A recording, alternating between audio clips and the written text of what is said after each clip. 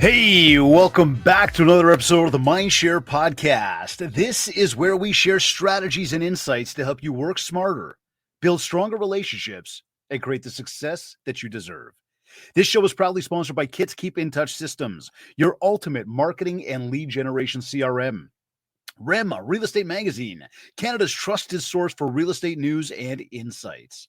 And Revel Realty, redefining real estate with bold marketing, cutting-edge training, and a culture that empowers success. Learn more about our sponsors and download your free copy of the Ultimate Marketing Bundle at mindshare101.com. And while you're there, discover how our full range of services can help take your business to the next level. From one-to-one coaching for personalized growth, to the Mindshare Collective group coaching for community-driven success, momentum training to build unstoppable progress, and keynote speaking to inspire and motivate your team. We are here to elevate your game. And while you're at it, learn more about joining the revolution to experience the bold new way that real estate is being redefined. Today's episode is number 331, and we are diving into how to create consistent content that converts to help you make real estate social media simple. She's the co-founder and broker of record at On the Block Realty, a boutique brokerage in the GTA that helps agents grow their business through clear processes, real accountability, and modern strategies that actually work.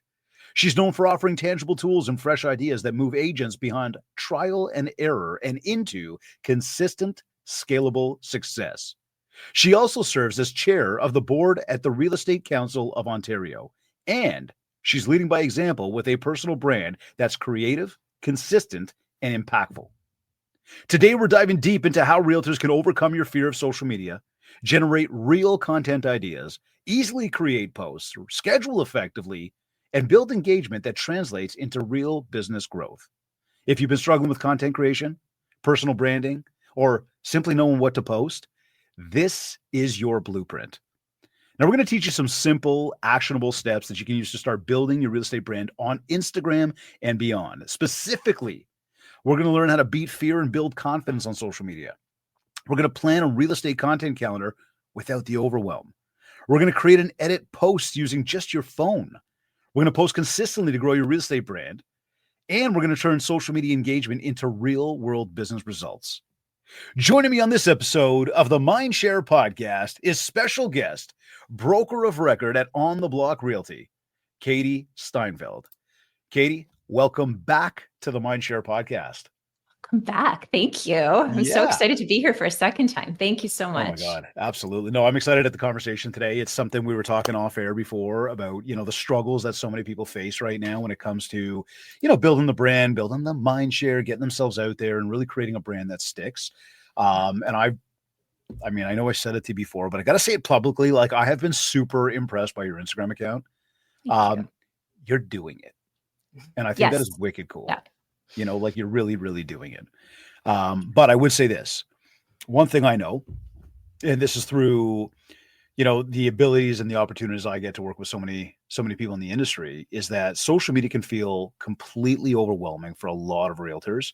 I would ask you, what do you see as the biggest mental barrier that's holding people back from showing up online? Because we just sort of did like a collaboration post, and we'll talk more about the power of that as well. That was kind of a jumping off point there, because there was some really good points in that. Yeah, I think, well, first of all, I think I started much earlier than you see my social and how it's probably Evolved, transformed. absolutely. And it took me a very long time to get here, and I still have lots to learn. Definitely no means perfect or anything like that. But I think we always have to recognize that everybody's kind of at a certain point in their own journey and with social media. So please don't compare what you're seeing either from me or David or anybody else to where you're at currently, because it will get better. And if I scroll back, 50, 100 reels or videos, I will probably cringe and want to delete them all. So, that is such a good point that you bring up. Yeah. I feel exactly the same way. So it's all good. But yeah, going to your question, I think there's a few different things that hold people back. I think confidence is a big one. I talk to my agents all the time. They don't like the sound of their voice. They don't like the sound. They don't like the way they look. They don't, they don't think they sound like they should, whatever it might be. And it's so incredibly difficult to get over that. But the quicker you do, the better off you're going to be. And I know we'll dive into like strategies on how to get better at that. But that lack of confidence is a huge one for most people, I find.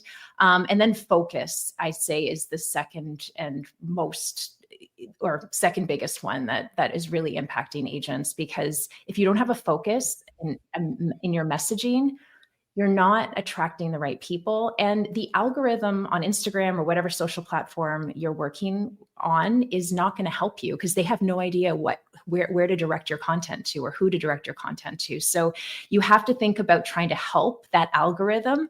And once the algorithm recognizes, okay, this person is talking a lot about first-time home buyers all the time, I need to start finding that audience and direct this content to them, because obviously these social platforms want people to stay on the platform as much as possible. So if they can direct relevant content to them, that's the name of the game. Such an important point there around one, figuring out who your audience is. And I know, like, when we're building out marketing plans with our clients, we talk about AMH: audience, marketing, hard work. And so the first thing is you've got to define who's the audience. Yeah, 100%. And it's easy to say, especially in real estate, well, anybody who owns a home. And yeah, there's a degree of that. However, moreover, when you say first-time home buyers or downsizers or luxury clients or cottage, second cottage properties, whatever it is, if you start to really hone in on that audience, yeah, just like even Google works, keywords start to attract the right people. that's right. Right. So let's get the message in front of those right people. Yeah. So how did you, like, again, when we talk like to, focus, and we talk to kind of like, I don't like the sound of my own voice and the way I look and all that other stuff. Yeah. How did you personally overcome the fear, the hesitation, to really consistently posting and putting yourself out there in front of people? Because I mean, and we're going to get into it, but like, you hit on so many, business, personal, like, and there's obviously not a fear anymore. Maybe there never was. I don't know. And I guess that's probably the first question. Like, how'd you get past that? Yeah. I mean, there definitely was a fear. And when I did press post, and to this day, like, my husband will be watching a reel that I created right beside me, and I will walk out of the room. Like, I'm still not comfortable. I can watch it myself, but if I hear somebody else watching it and I'm in the room, I walk out. So I still have a bit of that hesitancy and lack of confidence there. So I don't think you'll ever get fully past it. Yeah. But a couple of things I tell my agents. First of all, if you're not ready to show up on your main page, go on to stories, start there, and maybe start behind the camera as opposed to in front of the camera, and just get used to the sound of your voice. And it takes some time. Like, I did a podcast for quite some time, and the podcast was great because it allowed me to listen back to how I sounded, kind of the isms that I had, the ums and the ahs. And I still obviously say those things, but not as much. And so it allowed me to just kind of refine how I spoke, how I showed up. And it's a work in progress. But unless you're putting yourself out there and testing it out and getting that feedback, you're never going to know, and you're just never going to get better. So you're going to start, it's going to be rocky, but just know that it's slowly going to get better. So that's a big thing. And then, other than stories, like getting yourself in front of the camera as well, maybe not speaking, but B-roll is a great option where you're filming yourself, just maybe doing a showing or driving in the car. So you're seeing yourself on video, but you're not talking. And then you can do like a text overlay on maybe a good message if you're working with investors a lot. Like, what is a great learning that you can put out to your audience through kind of a text overlay with the B-roll. So then you get more comfortable with seeing yourself on the video, right? And slowly but surely, you just start getting used to seeing yourself show up a little bit more, and that confidence slowly builds. Wicked tips. And I hope everybody caught on to that. I read right through it. So I totally get what you're saying, because I'll listen to the podcast sometimes, like in the car, I'll throw it on. Yes. First you're like, oh man, here we go. And that's Exactly. today. We're what, 330, episode 331, 7 years later. And I still get to that point where we're like, oh boy, okay, play. Yeah. And you go listen to it, right? Yeah.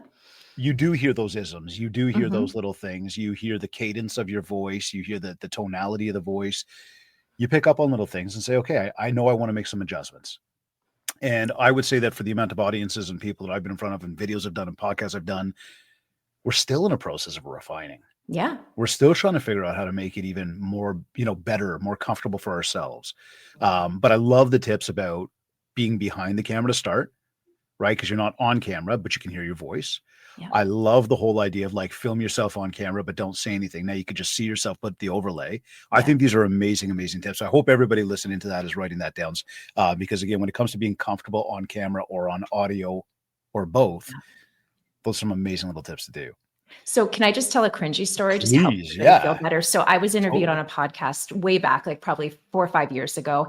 And this poor interviewer, and I still do it to this day. Like I do shake my head a lot when I'm talking to somebody because I want them to feel like I hear them. So I'm trying to like slow that down a little bit. But when I was talking to this person in the interview, every time they would talk, I would just be like, yeah, yeah, yeah, the whole time. Like they would be talking and you just hear me in the background being yep, yep, every like 5 seconds. And so when I listened to this podcast, it was like, oh my God, this is the worst podcast interview ever. So you get better. But if I didn't do that, I wouldn't have learned that this is kind of something I just naturally do. And so I need to get better and improve upon that aspect of things along with a lot of others. But, it's going to be cringy. You're going to have those moments. You just got to kind of get over it and learn from If them. you didn't do it, Yeah. and you didn't listen back to it, like first, if you didn't take the step to do it, you wouldn't have even learned about it. Right. And you wouldn't be further ahead to where you are today. Exactly. Look, Katie, I bring this back to like walking, riding a bicycle. It didn't go well the first time we all tried it. Let's remember that. Like we Exactly. didn't know how to walk, we fell. We didn't know how to ride a bicycle without training wheels. When those came off, like, oh boy, Yeah. But through the process of doing it, we all got better at it. And now it's like, can you walk? You're like, yeah. Can you ride a bicycle? Yeah. Right. And like Exactly. you almost look back on it thinking, obviously, we don't go right back to the start, but like anything in life, that is so crucial. Yeah. Now, when you sit down to plan content, I guess I would start from the start. Like, where do you start? Do you map out a full month of content calendar? Do you take it week by week? Is it post by post? Like, what's your starting point on that whole thing? So I would love to say that I'm very organized with this, but I'm kind of a fly by the seat of my pants type of person when it comes to content because I find content. A lot of the stuff, especially in real estate, whether I'm giving advice to realtors or if it's an agent giving advice to a client, it's a lot of like, you have to be very timely with the updates and with the information. So some things can be, at any point you can update people on, and other things you want to jump on quickly to be one of the people that is the first to tell their audience about it. So my strategy, I've tried to do the whole batching thing. And it has worked. I just haven't, to be honest, been able to be consistent with it. So How much would you batch? Like a week, a month? Oh, I think at the time, so right now I'm posting about 5 times a week. Yeah. Back before I was posting about 2 times a week. So I would do for a whole month in a day. And so that was easy. That was a little bit more manageable. And again, as you get better at it, I think it just becomes easier to kind of more fly by the seat of your pants. And I enjoy it, right? So it's a little bit easier for me to be like, yes, I'm going to try this because like I'm really excited to do it. So that helps as well. But the one thing that I've found has been really helpful is just either in a notes app or anywhere that you like to keep information for yourself, just saving posts or ideas or news articles, just in kind of like a bank of ideas so that when I'm looking for ideas, it's not me hemming and hawing for, an hour to figure out what I want to post. I know right away. And I usually go into the week kind of having an idea of, okay, this is this day, this is the other day, et cetera, et cetera. So I do have, it's a lot in my head, but it is kind of put into somewhere where I have the ideas set out already. So it helps. I think it helps tremendously. I used to have something called an idea box. I still have it. Yeah. And it's not an actual box, but it was a list, and like it's Yeah. evolved. It went from being a notepad, then it transferred into an Excel spreadsheet, which I thought was just like really boring. Like it just didn't stimulate the mind enough. I then started using something called Trello. Oh yeah. And Trello's like Yeah. like an online, like sort of like bulletin board. And I put all my ideas there. And now I've got, I've sort of, I guess over the past few years, I've moved that into being, like a running kind of file in my calendar. And I've Nice. just got this thing where like bullets. Now, I have a team that helps me with my content from just editing and things of that nature and whatever. So it's, we've got a flow, and we're Yeah. constantly month by month when we do our team meetings, we're looking back and saying, okay, what did the past month look like? What was engagement like? What did we feel worked? What did we like? What did we not like? And sort of every 4 weeks, we're doing just a minor tweak. Yeah. And some months we're not touching it in terms of like tweaking anything. And sometimes we're making like massive overhauls. And the general public isn't probably going to notice all of that. But from a content schedule perspective, and then knowing what to post and when, it gives us insights to say, okay, we know Monday's a video, Wednesday's a live podcast, Friday there's promotion for the podcast. There's obviously a whole bunch of other stuff in between that. So it starts to get a lot simpler Yeah. to figure out And what content's going.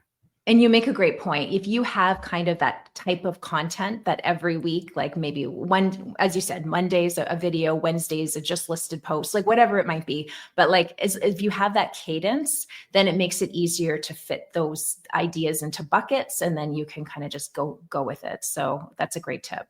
Yeah, right. And so I was going to ask you, like,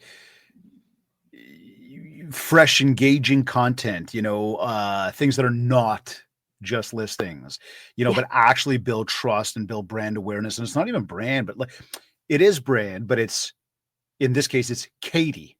Yeah. It's about Katie. It's not necessarily like, hey, here is On the Block Realty. You are the face of, so people will naturally go to On the Block to check out what's going on. They'll naturally see the idea of real estate with you, but you've created a personal brand, like about you. Yeah. Right? And How do you come up with that? Like, because it's great stuff. Thanks. Yeah, I think we all need to be thinking of it like this. We need to be really understanding that if people don't know who they're working with, then they're not going to be able to like have the trust and want to reach out to you. And look at most, even our brokerage. Like if you go to our brokerage's Instagram, like there are faces, you do see us, but there's nobody consistently showing up. So you don't really get to know the brand. And that's what we have to do in this industry as agents. You need to that's why it's so important to get in front of the camera, allow people to get to know you a little bit, be comfortable, because when they see you in the neighborhood, they're going to recognize you, and then they'll strike up a conversation with you. They're much more likely to send you a direct message with a question about the market if they've seen you and get more comfortable with you. So the goal for agents is really like, yes, it's about personal brand. And sometimes people might think, oh, well, good for you, you've got this amazing personal brand. But it's really about helping people feel comfortable reaching out to you. And they can't do that without when a brand has like no face or no personality. And so you're the one that has the beautiful face, the personality, and you just got to put it out there and get people to get more comfortable with who you are and reaching out to you. That led like right into the next one. I was just saying, like, what would you say to anybody who, but you just really just did answer it, but I was going to say, like, what would you say to anybody who says, like, I have to just post my listings and it's all listings? Because I mean, you go through so many feeds for realtors, and it's property after property after property. Yeah. Or like the graphics that some of the companies build for them, their brand builds for them, like the Yes. auto posting. And I'm Yeah. going, look, like if you need a little filler for something, go Yes. look. First of all, if you got a listing, if you got a sold, if you got an open house, you want to promote it, go for it. But if that makes up your entire feed, it's business boring, and there's no person, there's no human, there's no personality, there's nobody to connect with. I'm not coming back for that. Yeah. And you need to stand out from everybody else, right? So if you're just posting generic, just listed, just sold posts, that's not standing out. It's way better to have yourself in front of the camera, in front of the house. Like, let me show you my favorite parts of this house. Like, there's so many agents that do such a good job of this. Like, Yeah. you need to kind of find your groove and figure out how to show up, but also showcase the listings that you have and the news and the great stories that you can share about client successes. And it's a great point. Now, if you're thinking that and everybody's listening, they're like, okay, fine, I hear you. I've got to do more of me. I've got to figure out how to like put more of me out there, but they're feeling stuck Yeah. of going, but I don't know where to start. what advice would you give to people to simplify that entire approach? Because you said, like running lists of ideas. I said my idea box. I've got a content calendar, so I've got like an idea of like what I want to put out. I've Yeah. been doing it a long time, so I feel a hell of a lot more comfortable doing it. But like somebody's tuned in right now. Yeah. They're like, I want to do this, but I'm feeling stuck. Yeah.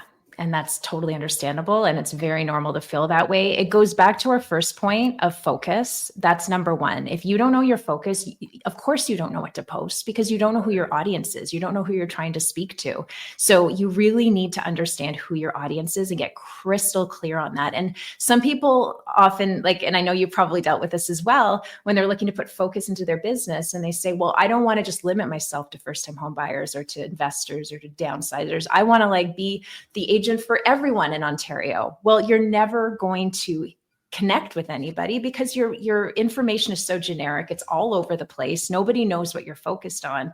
So you really do need to commit to a focus. And it doesn't mean you can't take business from elsewhere or from other types of clients, but you need to have that focus to really understand, okay, what is my audience looking for and how can I deliver that through social? So that's number one, is the focus. The other thing is direction. What are you trying to achieve through your content? Are you trying to connect with people? Are you trying to convert people? And some of these can be overlapping. Are you trying to educate? Are you trying to entertain? Everybody's got their own personality. And I see people that try to do the entertain route and God love them, but they're not that funny. And then vice versa. There's funny people that are so like, they just exude like, you're just wanting to know more about them, but then they're so bored, like become so monotone with the education. So you really got to find your groove. And that's something that I've struggled with too, because entertainment gets more views and engagement. It guaranteed. Humor's Yep. always going to win over, or like, talking about like negative things obviously is going to win people over as well, which we don't really like to do. But, so everybody's really drawn to that category of types of content, but who are people going to choose when it comes to a professional working with them and selling and buying a home? So if you can get 300 views on an educational post, I would say that's far more successful than 10,000 from randos on like a funny post that you do. So you really have to understand what you're there to do, what your direction is, and what your focus is. And once you get really clear on that, it's going to be so easy to figure out what you need to post. So that's the idea part. No, I Obviously, you love have to get that. to the execution, Yeah, yeah, but yeah, yeah, yeah, yeah. that gets you I, started. I love that, but that's an important point you're making there, right? Like it's a starting point, and it's helping people really think that through, because it's easy to say, yeah, I've got an Instagram account, I'm going to post something, but it's like, well, what and to who and why? And a lot of people will struggle with that whole thing of entertainment. I had somebody say that to me in a training a few weeks ago, actually. He says, well, and however he worded it, but what about those videos that'll get like thousands, of views and go viral? Should we just try to do those? I'm like, well, is that who you are? Yeah. How does that, who are you targeting? Does it serve your audience the way you need to? Or is it just for the views? He goes, no, just to get the views. I'm like, for what? Like, what is the measurement there? Yeah. Just And views? There's no yeah, reason for it, right? I fell into that trap too. I did a post with my kids. I actually posted about it like a couple weeks ago, but I did a reel with my kids. It was all their idea. I'm like, okay, this is really weird, but sure, I'll do it. It got 1 million likes. Like Wow. it went insane, That's insane, wicked.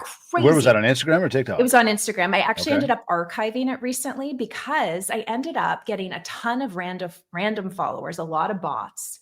And Mm-hmm. it started impacting my reach with Yeah. the audience I was trying to serve.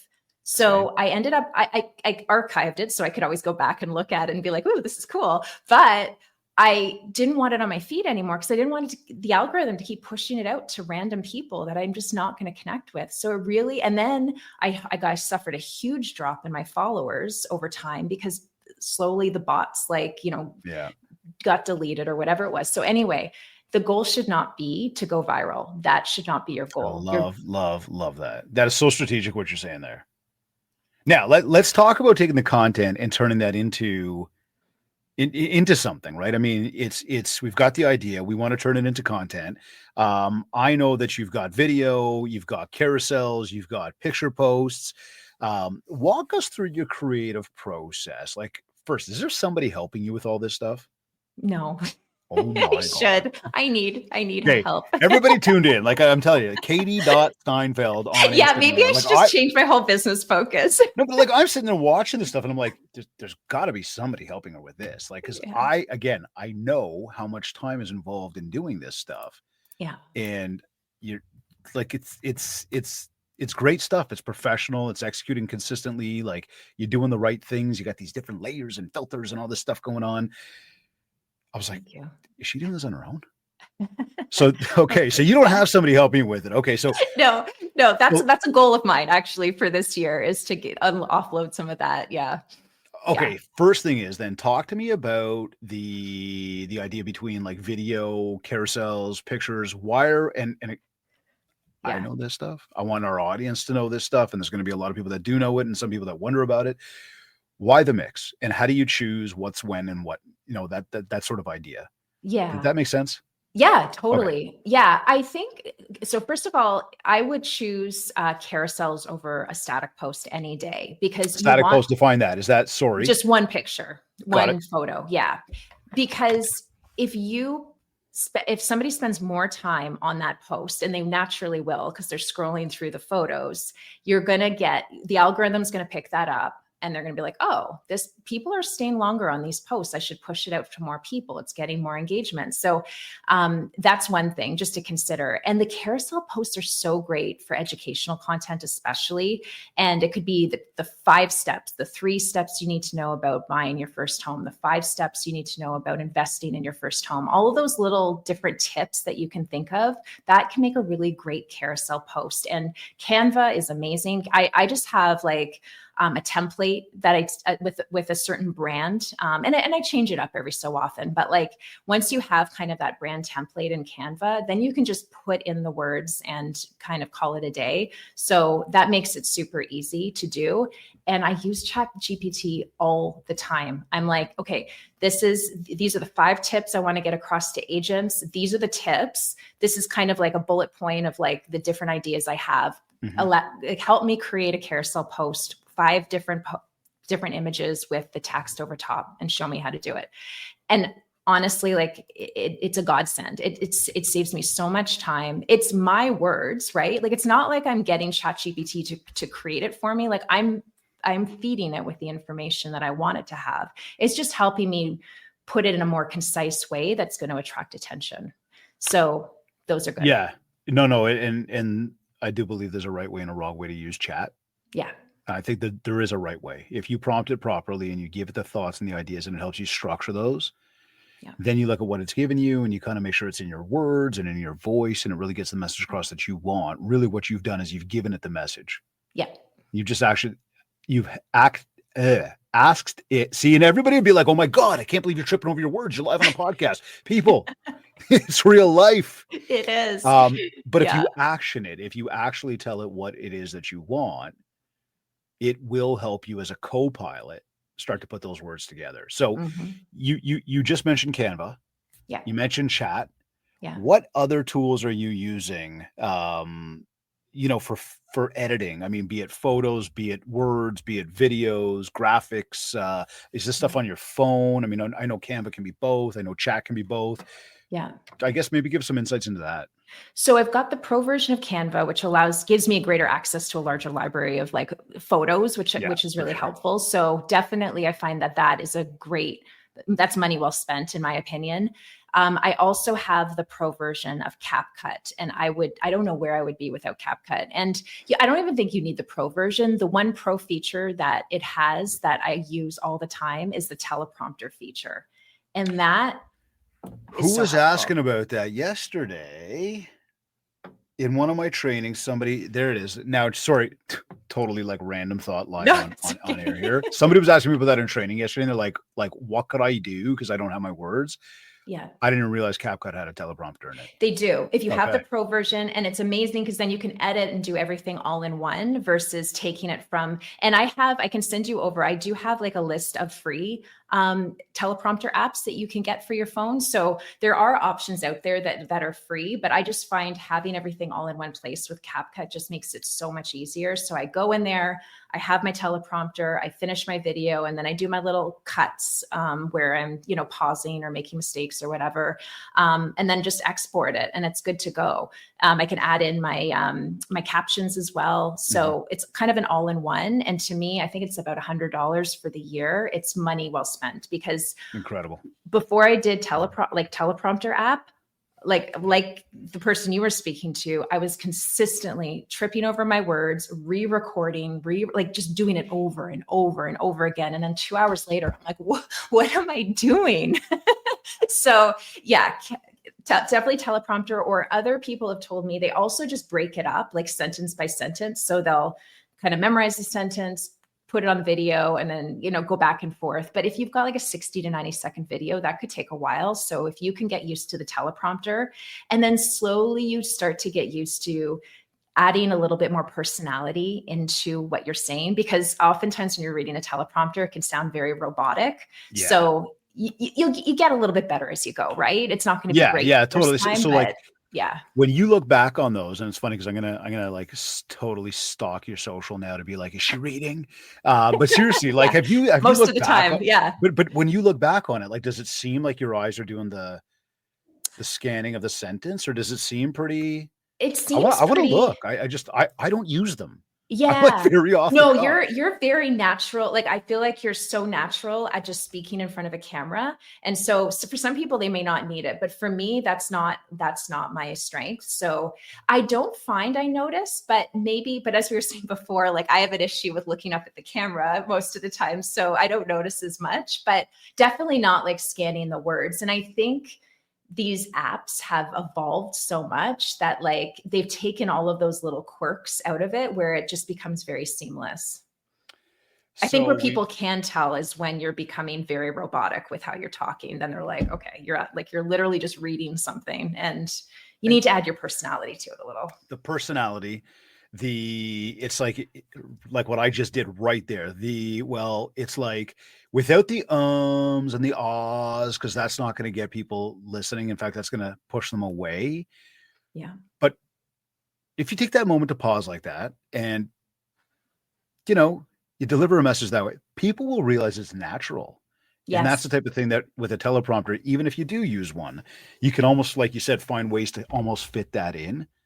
Yeah. So that it keeps coming off more naturally. So we talked, okay, so we got Canva to do some like graphic stuff and photos. CapCut is helping us with video. Yeah. Chat is helping us with, ideation, the idea of just kind of like bringing it to life. And captions, it's helpful. And captions, okay. Yeah. Is there anything else that you are using from I guess like a tools perspective? It's like, you want to go build a house. What do I need? I need like nails. I need a hammer. I need, like a saw. Yeah. So mini little microphone that attaches to your phone. So this goes in your phone, and you've got this, just attach it there, whatever you want. Helps enhance your sound quality. This is like literally $25 on Amazon. And pause for 1 sec. And I will say to everybody needs to understand that's especially if you're sort of a further distance away from the phone. Yes, the camera. Yeah. Okay, cool. Yeah. Mm-hmm. Yeah. So you can get away with it. And actually CapCut is great because it can actually like take out the background noise after you've recorded your video. So at this point you don't even need the stupid thing, but yeah, I still use it. And then just like a mount. Actually, I've got this really cool one that actually will go on like a window, or so it suctions, and it suctions to your phone. So your phone goes right there, and then you just stick it on like a window. So both sides are a suction? Yeah. So this kind of locks into place like that. Yeah. On the back. And then you put your phone with the magnet. Here, I'll just show you. So like, does your phone have a magnet on it? I guess the iPhone just is built in, or maybe that's the cover. Yeah, I think it's just built in. So then all you need to do is stick this on a wall or anything, and then you're mounted up. Is that mount for iPhone specifically or no? No, any phone. Okay, I like that, and I'm gonna throw something out there to everybody right now. You mentioned earlier on in the show about recording yourself, let's just say driving or showing a property. Stick that thing on the window, just hit record and go. I did that the other day. Mm-hmm. We were making maple syrup over the weekend. Oh, fun. Actually, we've been doing it for like a month now. But I was in the sugar shack, and I was just sitting there like I was chopping wood and I was stoking the fire, and I literally just had the tripod and I just put the phone on. I just turned it on. I'm like, record, and like it's just random content of nothing. Maybe it's not nothing. Maybe it's David, and it's David and his lifestyle, and it's David just doing things. But now you've got this, and sure, I might have had like a 2-minute clip, cut that thing down to like 10 seconds or 15 seconds of stoking wood in a fire or something, or chopping wood. Now you've got a little piece of content that you could even blend together with other stuff. But it was the simplicity to what you're saying with the suction cup, or a tripod of just like turn it on, hit record, and like just go. Yeah. And on the days when you can't think of what the heck to post, then you got your B-roll. Put up a little, that's it. Love that. You got to go. Love that. Gotta go. Yeah. So I like that suction cup. Any other tool, the microphone, the suction cup, anything else, or like it's pretty, I mean. That's it. I mean, it's not that complicated, guys. And you don't even need some of these, the 2 extra things I said. Like you can edit in Instagram. Instagram's making it so much easier to edit right in the app. So like, honestly, just do it. Just film yourself and post. Like anybody that's watching, anybody that's going to be listening to the podcast, like that's my challenge for you, is just post something today. Because that execution piece is like what holds a lot of people back. And if anybody's on the chat right now and wanting to share, like, how much do you have saved in your phone or as a draft right now that you just haven't posted yet because you're afraid to do it or because you just don't think it's the right time?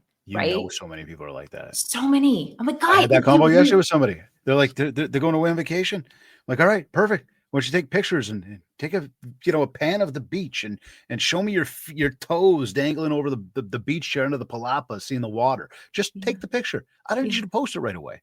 Yeah. But have it in the library. Yeah. We can always go back and pull on that. Yeah. So there's so many ideas, and we overcomplicate so often how to execute. And then we think about how long it would take us. How do you balance the idea of quality with the idea of speed so that you're not spending hours trying to make it perfect? Because we suffer from that too. This idea of like needing to be perfect. So one thing I've realized is that it doesn't matter how polished your video is. You could have the most unpolished, like your camera could be blurry. It could be the most random video clip, and it could get a ton of engagement, and other times it might not. So you never know what's going to hit and what's not going to hit. And so a lot of times I kind of like to make it into a game, because like I never know. It could do well, it could not. So my thought process is always just put it out there and see what it does. Like if it doesn't do well, it doesn't do well. If it does, it does. Like there'll be many times where I put together a post and I'm like, this thing is going to hit. Like it is going to go so viral. But I post it, and then like 3 hours later, it's like 2 likes. And I'm like, really? I literally just spent, 2 hours on this. But anyway, going back to your time question, because that's a really big one. And I still suffer from that from time to time, where I end up spending way too much time on a post. I find if I sit down and start creating something, if I give myself a specific timeline, like I've got 30 minutes to do this. And if I don't get it done, okay, I'll save it and I'll get back to it a little bit later, because I'm not spending like a full morning just putting up one post. It's not worth it. Like, we all know that in this business, you need to be connecting with people. That is the utmost important. That's way more important than showing up on social media. Connections. So have your connections, right? This is just to support your brand and your business and allow people to connect with you a little bit better. But at the end of the day, you need to have that connection piece. So if you're spending too much time on your posts, you'll slowly get better at them. And there will be ones that will take longer. That's just natural. But if you give yourself a time limit in a day to do it, then it'll allow you to better control your day. It's a great point there. I saw speaking of like creating those posts that'll go like further out there and like content and reach, saw a podcast the other day that Mark Zuckerberg was being interviewed on, and they questioned him around, I guess the English language, and how when you've got words and you're speaking in your video, you've essentially just alienated like 60 or 70% of the population that's on social media. Now, we're in North America, English being the main language. It makes sense to be speaking English and putting English posts and captions and everything else. Yeah. But it was just an interesting insight that these algorithms, sometimes they will look and go, if we see a video of something that doesn't have any words on it, it could essentially be available for anybody in the world. There's a possibility that it goes out further. Now, that Yeah. takes away from the total thing of like adding value and like how are you helping people and like what are you telling them to do and the CTAs and the hooks and all that stuff. But Yeah. it was an interesting one. We talk about reach. Hmm. I thought that Yeah. was interesting. So No, it is. coming back to the time involved, and we talked about the batch creation and the content creation part of it. Yeah. Um, would you be creating a post this morning to go out today, or do you sort of like prep maybe a few days ahead and kind of? I know we talked about batch creation, but like how far in advance do you schedule that? I'd say, so I feel like I'm not a good example, but I'm like a day or two. Like Okay. some days it'll be the day of, other Yeah. times I'll have it saved in my drafts for a couple of days from now. So again, you need to go with your personality here. Like if you find that's going to be way too overwhelming and you need to have some more structure, then definitely you can save your content as a draft in Instagram or whatever platform you're using, or just have it on your phone ready to post, have the caption ready to go. But on the days that I do actually plan, I will have the post, I'll have the caption ready to go, I'll have the hashtag. So everything will be there. So when it comes to posting, I'm not, taking a pause and thinking, oh, what's my caption going to be? What's this going to be? Like it's all there for me. So I try to make it as easy as possible for myself. And that's what I recommend for people, especially starting out. Like if you can have some organization to that, it makes it a lot easier. Totally. No, it definitely does. Like I know for myself, I'm always prepared. Like I'm the day of got me going nuts back in the Yeah. day when we started with the whole thing, and it was like trying to execute on that. And like at one point you're doing it, trying to get used to it, and then at some point you're like, I don't want to do that anymore. Yeah. I don't want to have to worry about the fact that it's got to go up today, and I got to worry about it today. Yeah. There's some things that I will, but then again, this does come back to the strategy that we have talked about of the ideas Yeah. and having those ideas prepared and kind of going, okay, and I know what my content calendar looks like, so I know what days kind of different things go out. It makes it a lot simpler to execute consistently. So Hmm. that brings me to the next question around your posting frequency. I think you mentioned about five 5 times a days. day or 5 days a week. 5 days a Oh week. my Not God. 5 days a week. No. But how important would you say it is to be consistent versus, just posting when you feel inspired? I think it's very important to be consistent. However, consistency can look a lot different. It doesn't mean that you have to be posting every single day. Consistency could be once a week. Every Monday, you're putting out a post. And I know plenty of agents that do that. Put out a post once a week. It's valuable content. Mhm. They maybe boost it or put some money behind it to really get it the reach out there. And slowly over time, they've developed more of an audience and just got a lot more engagement with their posts. So don't think of consistency as being constant. Consistency is just establishing a cadence that works for you and just doing it. And it makes it easier because Great point. Monday's this post, and then I can be done for the rest of the week. But It's a start once. wicked point.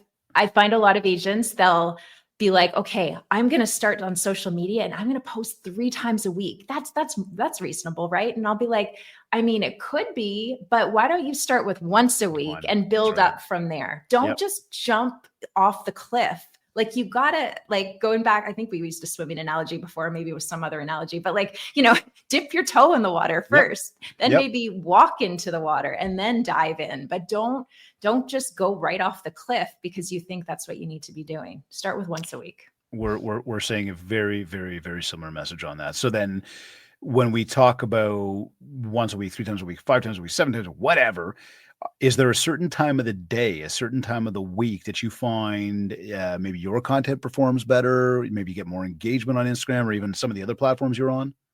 So I've started paying a little bit more attention to the insights on Instagram and just Okay. kind of seeing where, like, how active my audience is at different times. Hmm. Funny enough, like in the last few weeks, what Instagram was telling me. So first of all, I find weekends don't even bother usually, because I find that's not like, people are out and about. They're not really going to be engaging with much on Okay. social. Yeah. So I stick to the weekdays for myself. My audience shows like 12 p.m. and 3 p.m., which is a really weird time, I thought. So I started trying to post at 3 p.m. consistently, and I wasn't finding I was getting as much. So even though your followers might be on social at that time, it doesn't mean they might be necessarily engaging. So it's a lot of trial and error. Before I was doing 3 p.m., I would do just before 9 a.m. and just get it out there. And I found that tended to get more engagement over the course of a day. So I'll probably go back to that, because I kind of got stressed. I kind of feeling stressed out when I was like, I hadn't posted until 3. I'd rather get it done in the morning, and then I can kind of get on with my day. So that's what I do. But honestly, when you're first starting out, it's way better just to post it. Like, don't worry. Okay. Monday, Tuesday, Wednesday, Thursday, Friday. It doesn't really matter. Just put it up there. And, as you develop that muscle and get better at doing it and become more consistent, then you can start looking at your insights, or start to find the trends and where you get more activity and interest. So, it'll be an evolution, but first just post the damn thing. It's funny. Anybody that's working with me, or, has been working with me from a one-to-one or a training perspective, you're hearing I'm talking to you, my audience right now. You've been there, you've heard me, you're hearing it again from Katie. You've heard it before. Because I say that all the time. Like, people would be like, oh, what's the best day? I'm like, Thursday at 7:32 a.m. They're like, really? I'm like, no, not at all. Like, just post when your schedule allows you to post. But then when we talk about, once you get into the strategy and the cadence of it, now we start to find the rhythm. And I would agree with you completely that the kind of that before 9 a.m. time slot is going to be more impactful than 3 p.m. Why? We know a lot of people, bad habit, everybody, stop doing this. But a lot of people are on social media first thing in the morning. Yeah. So there's going to be a lot of action happening. And then if that post starts to get some traction, it's going to keep going throughout the day, which is also a positive thing for the post, a positive thing for the mind share. Yeah. So to that, how do you handle engagement once the content is live? Like, do you prioritize replying to comments, to DMs, like immediately within the first hour? Do you just kind of do it in the day? What's your thing? Yeah. I try to, again, it's kind of hard because I don't want to be on social media all the time. But throughout the day, I'll log in, and if anybody's commented, I will comment back right away. Because honestly, that's the whole point of you posting, is for people to engage. So if somebody's going to take the time to engage and comment on your post, they deserve a response as soon as possible. So do them that favor of showing that you've read their comment and that you appreciate them commenting. It's funny, we take for granted, like, once we post, then like the engagement comes, and then people just like ignore it. It's like, no, but that was the whole point of you posting it to begin with. You want to connect with these people and see those people as an opportunity to create conversation in direct message or outside of the platform. But if somebody's taken the time to respond, then it means that they're interested in talking with you. And so, you're not going to go into a full sales pitch right away with somebody, but you want to be making sure that you're interacting with them and trying to continue a relationship and see where an opportunity could be. That's a great point. I think that that'd be something we see as like one of the biggest momentum killers. Yeah. When it comes to, the post that you put up, it's like the fact that you just don't engage. You're not there with other people. Yeah. And it's important, because you're right. And that's a great point that you make there again, that it really comes back to having the conversation. Yeah. And it's like we take for granted the clients we have, yet we're so focused on trying to get new clients. It's like, why do we do that? Our clients are the people that trust us. Like, we should be treating them like gold, or your followers. Well, come on. This is the same thing when people say they want a lead gen. They start spending money on random strangers. It's like, why don't you tap into your contact list? I'm willing to bet they know somebody. Absolutely. I know. I So don't know. Yeah. So we've got a question that came through the VIP room here. I don't know if you have. I know I have negative comments. How do you deal with them? Oh, it's a tough one. Part of me is like, okay, well, engagement is engagement, whether it's negative or positive. And if I could, keep up a conversation with somebody, even if it's in a negative way, it could always help the post. But for my own well-being and where I put in place boundaries, if somebody, like, there's a difference between like just can I say asshole? Sorry, I said it. So No, you can't say that on this show. This is the Mindshare podcast. Come on, Katie. I forgot if I could swear. I love that. Can I say this? Can I say this? But the assholes out there that are just like the keyboard warriors that just are trying to piss you off, right? Those people I will not engage with. Like I've stopped myself and I'm like, you know what? Maybe I'll usually keep the comment up there. And if I've got some pretty loyal followers that will start snapping back. Yeah, exactly. And then I'm like, okay, cool. I'm good. I'm going to step away from this.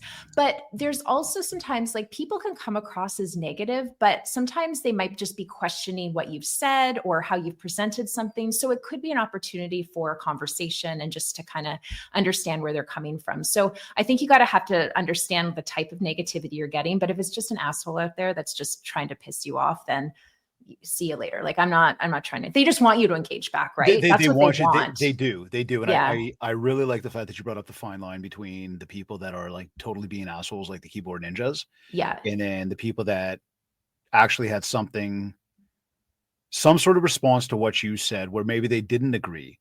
Yeah. Or maybe they kind of did, but they had a different insight on it. And I've had that many times before. Yeah. And one thing I will do is I will always start off with like, I'll read it.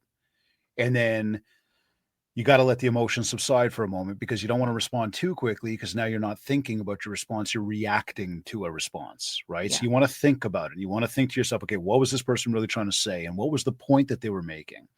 Yeah. And whether you agree with the point or you don't agree with the point, it's always like a good little thing. If you are going to go back to like as a public reply, yeah. Hey, thanks so much for following, or thanks so much for, commenting, or love the fact that you're always engaging with my posts. Like, here's what was said. And you sort of maybe clarify, but it's not to get to a back and forth banter.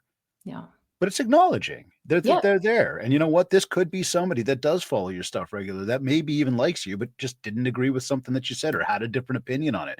Yeah. Yeah. I don't even necessarily spin that as a negative comment. No. And I have an example of where we did a condo tour. Like we have another account that focuses on a specific geographic area. And we did a condo tour of a property in the area. And of course it was like a rainy day. It was miserable, but whatever. We just like, we booked the time. We're going to do the tour. We're going to post it. And somebody put up a comment like, wow, you couldn't have picked a better day to do this. Like it's so dark outside, like basically like, kind of insulting the video quality, but I mean, he was kind of right because it was not the best, but I just wanted to get it done and post it. So it ended up into a conversation in the direct messages. Like I just started joking, like, yeah, I know it was a really crappy day to do it, but we just wanted to get out there and we were already there. And we started going back and forth and he's interested in investment condo and, starting that conversation. So you never know, right? Like people might just be assholes and then they come around when you start being, normal with them. So don't. So it's funny because I was going to say to you, around like direct business, have you seen any direct business from, the personal content, be it, referrals or agent recruitment? Because I know you obviously broker owner, brand awareness is obviously there, but is that, maybe just a simple answer of like, yes, I do. Oh, it is amazing. The people that we talk to that want to join our brokerage because they've seen us on social media, the conversation, it's literally like they walk in and they're like, I've already made the decision. I want to join your brokerage because I've seen everything I need to see on your social platforms. Like they know exactly what they're getting. So that conversation is like, they're already in the door. And it's the same thing for agents. If you can show people what it's like to work with you, when you have that listing appointment, you're going to walk in the door and you're going to get the listing right away because they know exactly what to expect. So that's the point you want to get to. And it doesn't happen consistently, but I've seen that growth over time. And that's because I've consistently shown up, shown what I'm about. Not everybody's going to connect with me. Not everybody's going to want to work with us. That's fine. But the people that are really wanting what we offer are going to come and know exactly what to get because they've seen everything we've been putting up there. I love that you brought that up. We get that a lot from people who, when I get on the phone with somebody and they're like, oh, I didn't think I'd be speaking to you, or like I was excited to speak to you. And not because I'm whatever. It's more that I'm the talking head on the Yeah. screen, Yeah. and they're like, "Whoa, you've just become a real human being." And for everything I've been following and watching, and now they're on a phone with you, and you're like, you're the same person, which is super, super important. Yeah. You're the same person. Yes. There's either a really amazing connection point that happens, or you realize very quickly we are not one and the same. But if we realize that, you probably wouldn't be on the phone call with me. So we've already established something. And that's where I used the word storefront earlier. Yes. People are going to go to your website, but they're going to your Instagram first. Yeah. They want to Yeah. see if you're a real human being. They want to see your tonality and the way you operate and who you are. And then they see you on the video, they see your post, and all of a sudden they talk to you on the phone, or they meet with you, and they realize you're the same person. I mean, you've got an opportunity there, Yeah. right? And that comes back to, and you just use the magic word, consistency. Yeah. Right. Um, so, kid, for somebody listening today who wants to finally commit to showing up, they want to be on social media more. Yeah. What would be that first action step that you would give them, right now that they should take this week to get started? So number one, get crystal clear on who your audience is. That's first and foremost. And number two, get somebody to hold you accountable to posting something this week. Because if you're not going to be accountable to yourself, you will likely be accountable to somebody else. Sadly, I mean, I know that's sad, but it is the truth for most of us, right?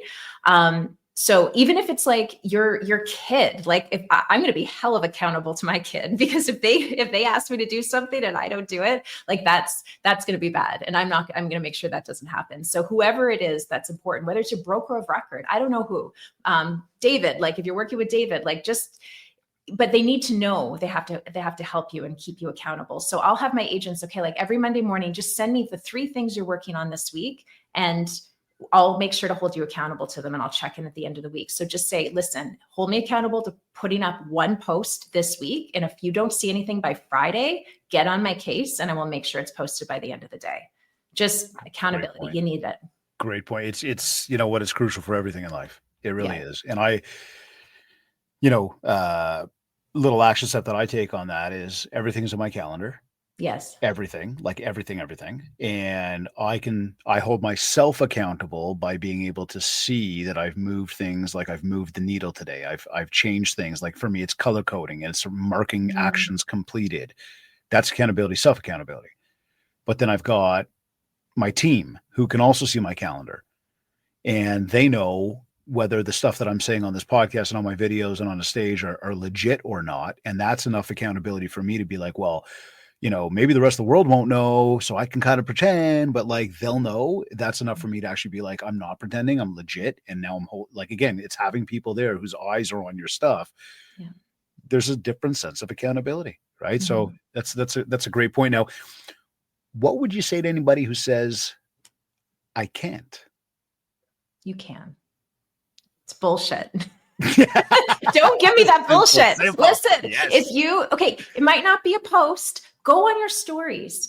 Start with stories. Start small. I'm not expecting you to do a full 90-second reel with all the captions and all the things. Like, you don't have to do all of that right now. You just need to start somewhere. So if it's just one picture and it's maybe a just listed post that we all hate, but maybe add a little bit more personality to it, make it into a carousel post, like baby steps. I don't go crazy, but you can do it. You can. So if you can't do a video right now, go on stories and put yourself behind the video and talk a little bit, do a little tour of one of your listings, whatever it needs to be, but just do it because you can. And don't just stop with that. Just stop. You've brought up stories a few times. That's my favorite social media hack. Yeah.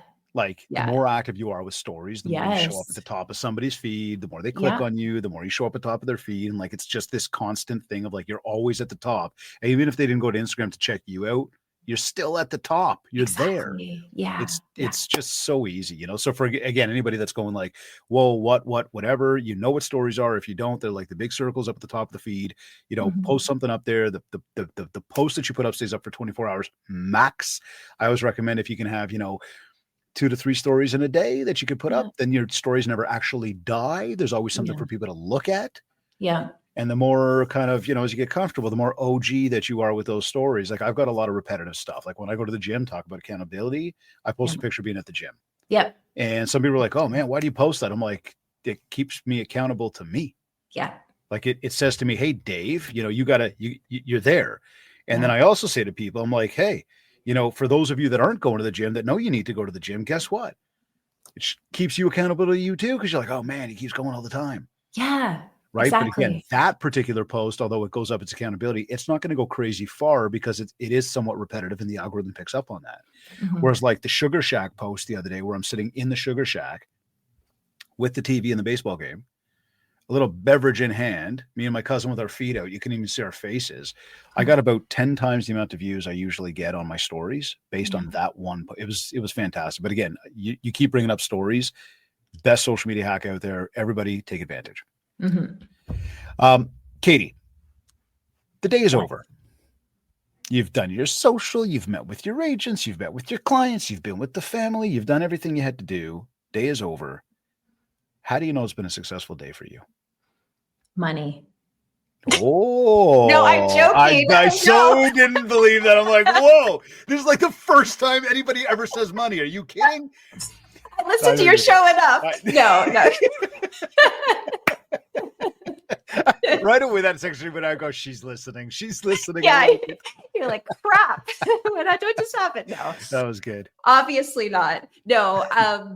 If I could have an impact on somebody else's life, whether it's just one of my kids needing help with their homework or an agent just needing a bit of accountability on something or a little bit of guidance on the next post to create, that's how I know it's been a good day. Any connection I can have with somebody and have some sort of positive impact on their life, that makes it an amazing day. So good. Helping other people. Yeah. People some money doesn't help either. No, listen. Let's be real over here, and I will say it again. I love money, and I want more of it. I'm not downplaying that whatsoever. No, it's just in our world, especially if all we do, and this is sincere to everybody, but if all we do is we count the amount of dollars we made at the end of the day, it is very difficult to be happy. Now, yes, it's important. Yes, we need to make them, and yes, when we're not making them, it can really put you in a bad place. In saying that, it's about the actions you take on a daily basis and how you're working and helping others, which is a big reason we do this podcast. That really helps move the needle, and it brings a different sense of satisfaction. So great answer on that. Any final words before we tune out today, just to help everybody build more mind share, to get more market share? Any just last things? Where can they find you? I've got your handle up on the screen here, Katie.Steinfeld. So I'm going to encourage everybody for like the 18th time today, go check out her Instagram account, follow her, see what she's up to, ask her questions. It is awesome stuff. But connect with me there. Instagram is the best place to find me, and be patient and be kind to yourself through the process of creating social or making social media your strategy, because it takes time. It's the long game, but you will find that you will have some amazing results over time. So just be proud of yourself for starting and just keep going. So good. Katie, this has been an entertaining, fun, educational conversation. Thank you. It was so nice. I thank you for the time. Yeah, of course. Anytime. Keep up the amazing work on that Instagram. We're all following, and you're going to be getting a lot of new followers today. So, Yay. Can't wait. No, it's awesome. Keep up the amazing work. You're doing a great job with it. Awesome. Thanks, David. Thanks again. We'll see you shortly. Thanks. Well, that's a wrap on another episode of the Mindshare podcast. A big thanks to Katie Steinfeld for sharing real-world insights on how realtors can build a strong social media presence through smart, consistent content creation. If you've been holding back from posting, now is your time to take action. Okay, so remember, your brand is built by showing up. It's built by focusing on creating value and staying consistent. And do that, and the results are going to follow. Speaking of value, if you got any value from today's conversation about real estate marketing, personal branding, content creation, for you guys as realtors, here's what to do next. First, if you haven't yet, please subscribe to the Mindshare podcast on your favorite podcast platform so you never miss an episode. Leave a review at ratethispodcast.com/mindshare101. Again, for those of you watching live feed, ratethispodcast.com/mindshare101. This will help us reach more real estate professionals just like yourself, more of your colleagues, and really share those insights and help people build the mindshare. And we'd love if you take a moment to share the episode across any of your social media platforms, or even let people know that are out there. Anybody who's ready to level up their social media game or even their marketing, or needs that sense of accountability, as Katie was saying, please do share it with them. For more real estate marketing strategies, please visit mindshare101.com. While you're there, explore how our full range of services, including one-to-one coaching, the Mindshare Collective group coaching, momentum training, and keynote speaking, will take your business to the next level. Don't forget to download your free copy of the Ultimate Marketing Bundle, so you can build more mindshare and get more market share, as well as learn more about joining the revolution. Be sure to connect with me on Facebook and TikTok at Mindshare101, and on Instagram at David Greenspan101. For any inquiries, just get in touch with us today.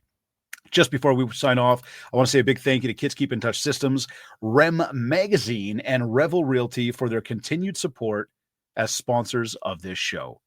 Until next time, keep building the mindshare, because it will earn you more market share.